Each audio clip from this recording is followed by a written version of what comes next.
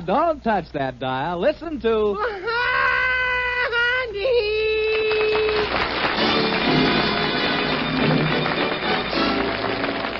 Yes, folks, it's another half hour of fun with Blondie and Dagwood, with Arthur Lake as Dagwood, Ann Rutherford as Blondie, and Hanley Stafford as Mr. Dithers.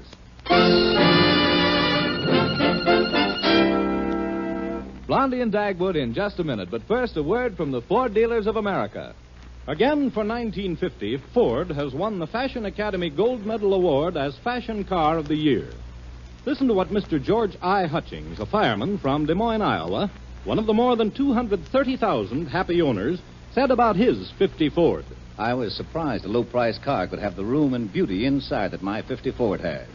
I was expecting that only the most expensive cars would have that much space and would look as rich. With the style on the inside equal to that on the outside, I can see now why my friends told me to get a new Ford. The smooth power and pep of that V8 engine and the comfort of driving my 50 Ford makes me the proudest car owner in town. Comments like that are heard every day by Ford dealers. But we want you to prove for yourself that the new 1950 Ford is the one truly fine car in its field. The classified phone directory will give you the name of your nearest Ford dealer. Or perhaps you know him personally. Call him tomorrow and ask for a test drive in the new 1950 Ford. Feel its comfort. Hear the purr of its mighty V8 or 95 horsepower 6. See its many big car features. Yes, see, hear, and feel the difference yourself. Test drive the new 1950 Ford tomorrow. And now for our weekly visit with your neighbors, the Bumsteads of Shady Lane Avenue. Well, it's about 6 o'clock in the evening in the Bumstead household. Dagwood has just come home from the office, has taken his usual dive for the couch, and is lying there all unraveled as Blondie tells him what happened during the day. And then at 4 o'clock, Alexander's schoolteacher, Miss Ellerby, called out. Yeah, and she said she was keeping Alexander after school. And said that she was keeping... How did you know? Well, last night, Alexander got me to teach him my good old 1-2 punch. You're encouraging him to fight, Dagwood. Oh, shame on you. Oh, no, I'm not. But I'll bet he's passing out a few black eyes that he owes to a few of his friends on his way home. I wish I was young again. Boy, would I get into trouble. Well, I don't think he's been fighting. No, he's a Bumstead, and I'll bet he's been fighting. What'll you bet? Well, I'll bet. Okay, if he hasn't been fighting, I'll do the dishes tonight. Now, if he has been fighting, you've got to take care of the furnace. How about that? It's a bet. And that includes going down to look at it at 5 in the morning. Well, that's a hard bargain, but okay. Am I going to enjoy kicking you out of bed at 5 o'clock in the morning? Oh, boy. Oh, I'll see who it is, dear. Okay. I'll just curl up here on the couch and rest my eyes a little bit.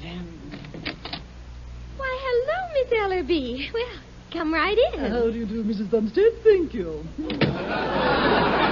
Oh, my, this room is so homey. Those beautiful curtains, the lovely furniture, the rugs, and... Oh, this cute dog sleeping on the couch. Hey, cut it out. You're giggling. Hey, get your hands off me. Now, stop. It's not a dog, it's a man. Yes, Miss Ellerby. This is my husband. How do you do, Mr. Bumstead? Yeah. Hello. You know, lying there with your tan suit on, looking at me with those big brown eyes, I was sure you were a Great Dane. Yes, I just couldn't help scratching your ear. Stop that. I beg your pardon, Mr. Bumstead. There's just such a resemblance. Oh, thanks. Miss Ellerby, you usually come to see us when something's wrong with Alexander's schoolwork. I hope it's not that tonight. Mrs. Bumstead, au contraire. Yeah, I said au contraire. That's French for heck no. Thanks. I wonder if Alexander has told you about his desire to be an actor. Oh, yes. You see, at school we're having a little dramatic offering. Oh, how wonderful. Yeah. If this offering is like the last dramatic offering, we'd be smart to refuse it. Mrs. Bumstead, Alexander has a brilliant talent. I don't think I'm overestimating his acting ability when I say he'll captivate his audience and lay him in the aisles. That's nice. Alexander, an actor? You really think he has talent? Oh, yes. I definitely feel the kid has a lot on the ball. Hey, what do you teach, Miss Ellerby? English, of course. And the drama. Yes, you can't tell, you know. Alexander might grow up to be another Clark Gable. Oh. Or Van Johnson. Oh. Or Montgomery Clift. Oh, I mustn't do this to myself. I don't know about this, Miss Ellerby. Oh, Mr. Bumstead, it's a very interesting profession. The good actors make as much as $2,000 or $3,000 a week. And that ain't hay. Did you say ain't? Oh, I'm sorry. It just slipped out. Yeah. What would the school board say if they knew you had said Now, ain't? Mr. Bumstead, I hope you'll keep my little grammatical slip strictly entre nous. Entre nous? That's French for under your hat. Yeah. Oh, okay, sure. Now, you won't discourage Alexander in his acting aspirations, will you? No, we won't say anything for a while, at least. Well, thank you. Now, I really must be running along, and thank you again so much. Well, I'm glad you dropped in, Miss Ellerby. Au revoir. Yeah, Ford Coupe. Oh, Mr. Bumstead, I still say you'd make a wonderful Great Dane. That's a fine English teacher. Now, there, dear. I don't think you look like a Great Dane. Only a little bit around your muzzle. I mean your mouth. Yeah, Blondie. Oh, I'm just joking, dear. Oh, I think I just heard the back door. That must be Alexander. Oh, is that you, Alexander? Yes, it is I. Alexander, what have you been doing? Oh, good evening, Pater. Huh? Good evening, Mater. Jeepers! I'm so sorry I was delayed. It's a splendid evening this evening. And this, Pa? What kind of talk is that? Alexander, is that you? It always has been. Oh, look, Alexander, look, let's forget all that stuff. Look, have you been fighting today? Oh, perish the thought. Ridiculous. No, look, just answer yes or no, that's all. Yes or no. No, Pater. Hey, what is this Pater business? What is this? Oh, don't you know, old chap? That's British for Latin for my old man. Alexander, look, now what goes on here? Wait a minute, Dagwood. I know. It's what Miss Ellerby said. You mean that I look like a Great Dane? No. That Alexander might be a great actor.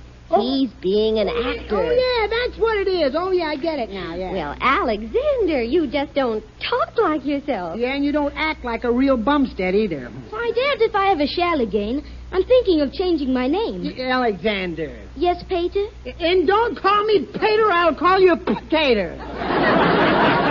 Oh, very well, sir.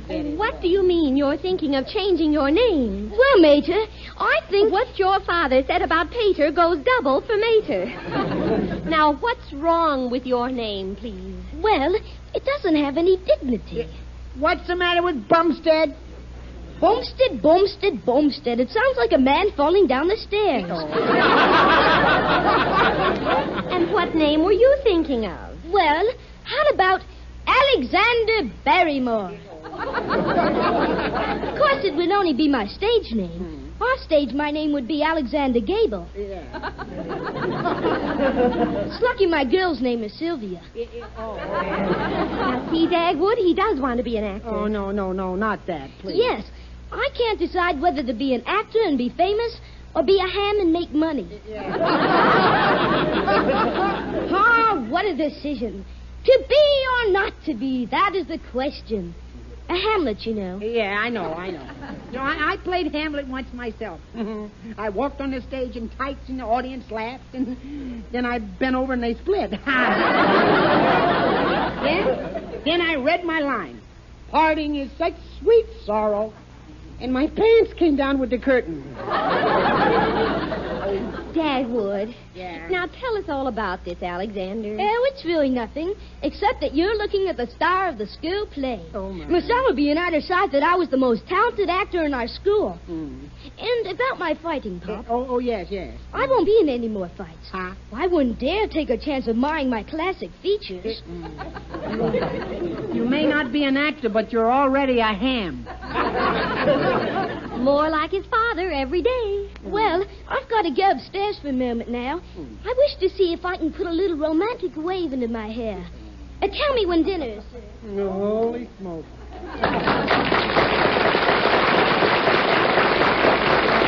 How do you like that? Our son, an actor. My, you'd think he was a star already. I've never seen him put on such airs. And if he turns out to be good in the play, he probably won't even speak to Yeah, us. imagine Alexander Barrymore. Well, we'll just have to see what happens. But don't you forget now, tonight you wash the dinner dishes. And be sure you don't break any. Yeah, what are you going to do, Blondie? I want to do what you usually do. Oh, you do, huh? Well, let's see. Well, I sit in a big chair with my paper and get real comfortable and loosen my suspenders, and you can do the best you can.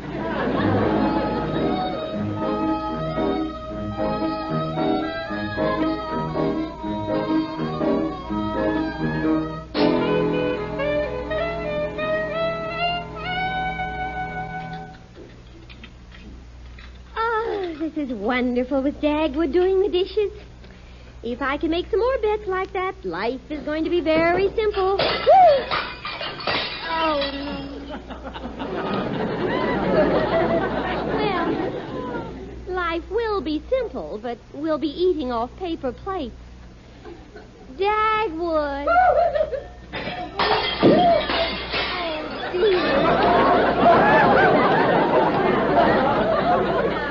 See what you made me do? Now, Dagwood, that was your fault. No, it wasn't. You shouldn't buy such slippery soap. Dishes are leaping out of my hands all by themselves. Well, what did you break? Well, you know that gravy boat? Yes. Well, no one will ever sail in it again. Yeah, it's a complete shipwreck. Well, that's too bad. Yeah. You know, dear, you look very cute in that little apron of mine with the pink ruffles. Yeah, now stop that.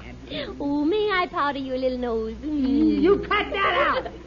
When my nose needs powdering, I'll powder it myself in the powder room. Oh, no. Dear, I'd like to see you wear that apron every night when you wash the dishes. Oh, hey, Pop. Hey, Mom. Father. Oh, Mother, dear. Yeah, what is it? I've been thinking about... Holy smoke, Pop's wearing an apron. Yes, he's doing the dishes. Gee, Pop, you look just like a girl. Yeah, I thought it was Great Dane. Well, I just wanted to tell you that I've decided not to change my name to Barrymore. Yeah. Well, that's good. How does this sound? Alexander Boyer. Ah, but yes, you must come with me to the Casbah. Ah, indeed, we will beget the wood in the Casbah.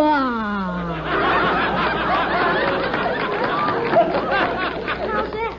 Bah! Now go on upstairs and get after your studies, Alexander. And that doesn't include making faces at yourself in the mirror either. Very well, Father, dear. And don't call me Father, dear. Call me Pop, dear. Well, whatever you say, sir. Oh, by the way, Mom, Yes, Alexander. tomorrow morning I think I'll have breakfast in bed. Tea bags and crimpets, please. Yeah. Yeah. Well, good night, ham bone.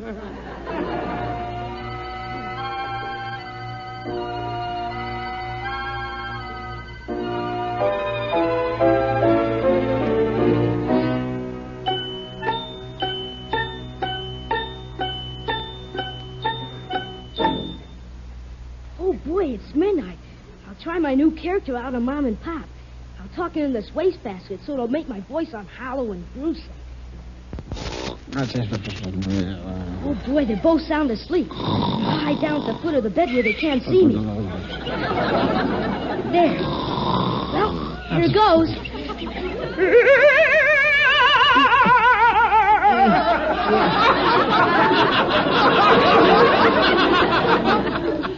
What did you say, Blondie? Hey, what's that? What's that? What was what, Dagwood? I heard something awful. It was probably a mouse. Yeah, it sounded more like a moose. Oh, nonsense. You probably woke yourself up with your own snoring. Yeah, well, I don't snore that loud. Yes, you do. I've had to tell our neighbors that you're testing a foghorn for Point Magoo. Yeah. You're dreaming, dear. Oh, yeah. If I'm dreaming, it sure is gruesome dreaming. Dagwood, what was that? Yeah, well, I happen to ask you first. That all I know is that I'm scared silly. Oh, turn on the light. I'd rather not. But somebody or something is in the room. That's why I don't want to turn on the light. Yeah, I'd rather not see it, Blondie. Oh, I'm going to turn on the light.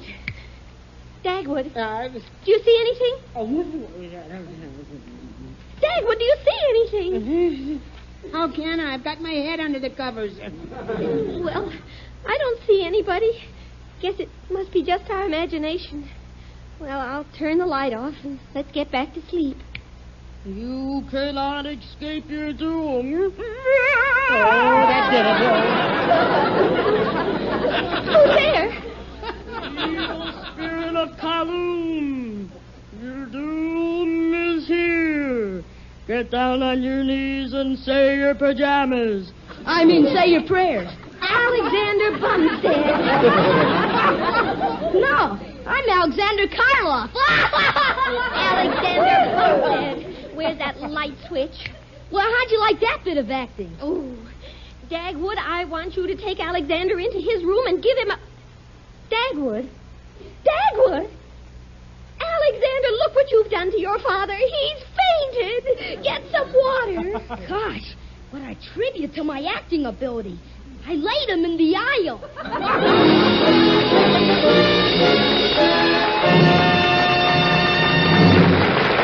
We'll continue our story in just a moment, but first, here's a message from the Ford Dealers of America.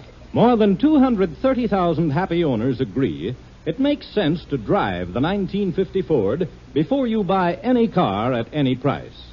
And your local Ford dealer invites you to test drive this great new car in your own way. Yes, get behind the wheel of the new Ford, which again for 50 has won the Fashion Academy Award as America's Fashion Car of the Year. Touch the starter and thrill to the instant response of the mighty Ford engine that whispers power. Now take this 50 Ford out into traffic and notice how completely easy it is to handle. Then to the open road and feel the big car stability, the solid comfort of Ford's famous midship ride. Then glide to a smooth, even stop with Ford's king-size brakes. You'll agree that in every way, here is the one truly fine car in its field. So call your nearest Ford dealer tomorrow. He'll be delighted to arrange a test drive in the new 100-horsepower V8 or its companion in quality, the 95-horsepower 6. See, hear, and feel the difference by test driving the new 1950 Ford. Well, after what happened last night, Dagwood didn't get back to sleep for a while, and consequently, he overslept this morning. He's a little late, and he's had to whiz out the door to top speed. Hey, goodbye, Dagwood. Goodbye.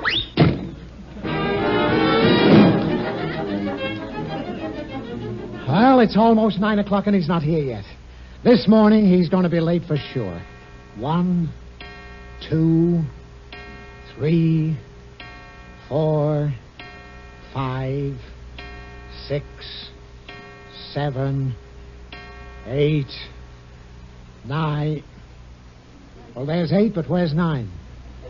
Come on, you crooked clock.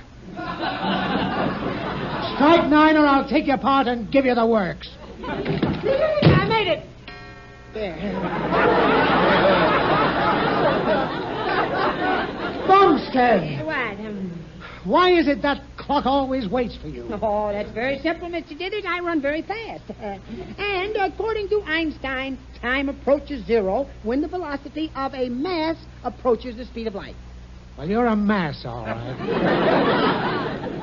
Mr. Dithers, yes. Blondie wanted me to discuss a little something with you this morning. My answer is no, if it's about a raise. No, it isn't about a raise. Oh, well, in that case, it Just sit down and rest your brain. Yes, thank you. Now, I have a problem. Well, what's unusual about that? I got a problem, too. I've been married to it for 24 years. No. This is about Alexander. You know, he wants to be an actor. You know, I was an actor when I was a boy. Yeah? The romantic type, of course. Mm-hmm. Women used to swoon when I'd quiver my nostrils. Yeah. Imagine that. Mr. Dithers, did you know Shakespeare? Why, certainly. Out, brief candle. Life's but a walking shadow. A poor player that struts and frets his hour upon the stage, and then is heard a no more. Ah. Do I know Shakespeare? Yeah. Yeah, but I meant, did you know him personally? Bumstead, Shakespeare died in 1616. Oh, excuse me. That's before your time, I guess, yeah. I was very small, yes. Yeah. Yes, sir, I was a wonderful actor. But it wasn't easy for me. Yeah, it sounds like it wasn't easy for the audience either. Mr. Dithers, what was your most difficult role? Trying to make 10 the hard way. Oh! You mean acting? Yeah. Oh, well, get this. Ah, darling, come with me to the Casbah. You love me, so kiss me. Mr. Dithers, I didn't know you cared. Bumstead, now, who did that sound like? Yeah, it sounded a little bit like Alexander then. Mr. Dithers, look, now, please, couldn't you just come over home with me tonight and give Alexander a little fatherly advice? Well, what's wrong with you? Well, you know how kids are. They don't pay any attention to what their parents tell them, but they'll listen to the first strip that comes along. What's that? I mean, the first dope. No, they'll... Please, never mind the apologies. Yeah, well, anyway, you could tell him about the disadvantages of being an actor, couldn't you? Disadvantages? Yeah. Well, actors make a lot of money and have to make love to beautiful women and have big homes with swimming pools, have to make love to beautiful women and, what are the disadvantages? No, please, Mr. Dithers, you will talk to Alexander tonight, now, won't you? What are you having for dinner? Roast prime ribs of beef with mashed potatoes and gravy. I'd be delighted.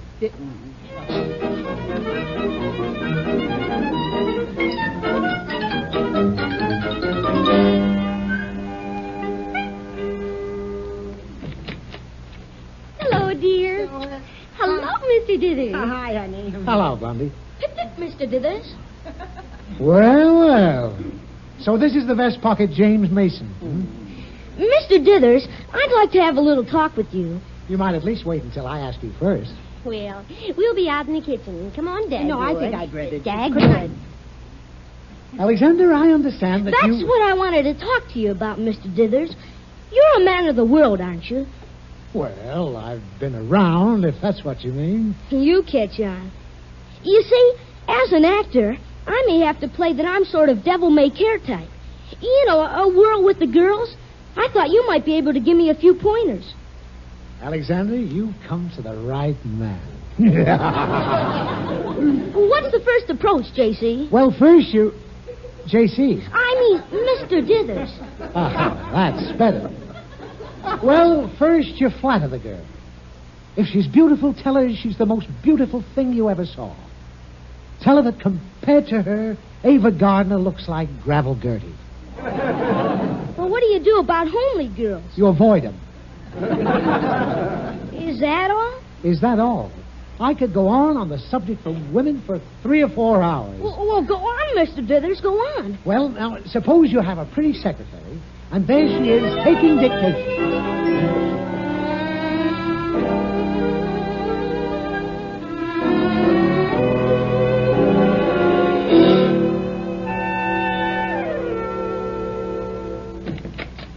You two through talking yet? Yeah, Mr. Dithers, did you give Alexander some fatherly advice? Well, yes. Let's just call it advice. Yeah. Come in. Where's Alexander now? Oh, he's just calling up Little Skirt. That girl he knows. Can I talk to Sylvia, Mrs. Gibson? thank you. Did you talk him out of wanting to be an actor? Well, you see, Well, go ahead. What were you talking about? Sylvia. Hello, Sylvia. This is Alexander. How are you, you gorgeous hunk of plunder? Gorgeous hunk of plunder? Well, what kind of talk is that? Well, I better be running along now. Well, certainly you are. Why, Sylvia, you make Ava Garner look like Gravel Gertie. Boy, Mr. Dithers, has she ever eaten it up? Well, I better be running along now. Listen, Luscious, if you're a good girl, I'm going to give you a break. I want you to carry my books to school tomorrow. You heard me. You wait outside so I won't have to ring your bell, see? You want to fit his coat. It'll do you good. Song, baby!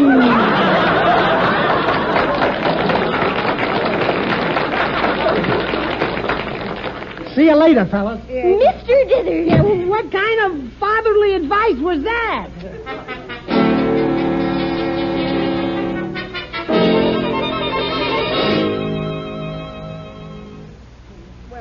I guess Alexander ought to be back home from school any minute now, huh? Dagwood, I don't mind Alexander becoming an actor later, but first he's got to live like a normal growing boy. We've just got to get this stage-struck business out of his head. It's almost impossible now.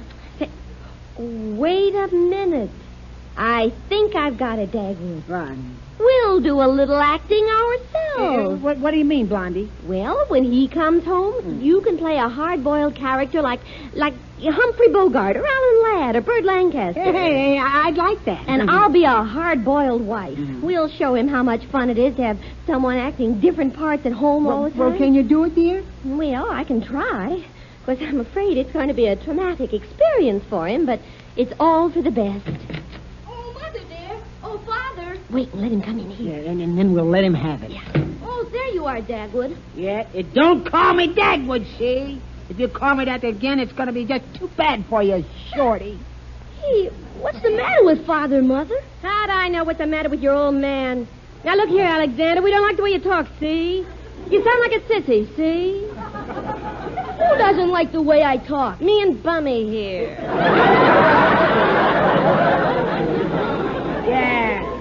Yeah, another thing. None of that panty-waist talk or we'll fan your pants with a baseball bat, see? Holy smoke! Hey, what's the matter? What's wrong? And it's going to be just too bad for you if you threw your coat on the floor in the hallway. Hey, come on, let's go take a gander and see if he did it, Bummy. Okay, baby. I brought someone home with me. Yeah. Good afternoon, Mr. Bumstead. Yeah, who's this gorgeous dame here? Come here, you beautiful hunk of junk. I'll bite you on the neck. Get me out of here. Oh, holy smoke. That was Miss Ellaby. Oh, my. What did I say, Oh, Blondie? Dagwood, you scared her out of the house. Yeah. What will she think of us now? Well, I don't know what to think of you myself. I just came home to tell you that I decided to give up acting. Yeah, well, why didn't you tell us that before? Well, you see, they're starting a special gym course in judo, and I can't act in the play and take the judo stuff, too. Well, that's a relief, Alexander. Yeah, it certainly is. It's more like it, son. I like to have you learning a few self-defense tricks. What sort of tricks are they teaching you, dear? Well, here's one, Mom. I slip behind Pop like this, crouch down, grab his coattails, and pull like this. Oh, that's not it. Wow! Now,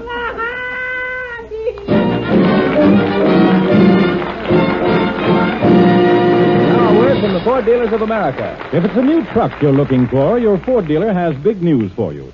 Ford truck prices have just been reduced. That's right, price reductions up to $80. These reductions are made possible by engineering advances and improved production methods.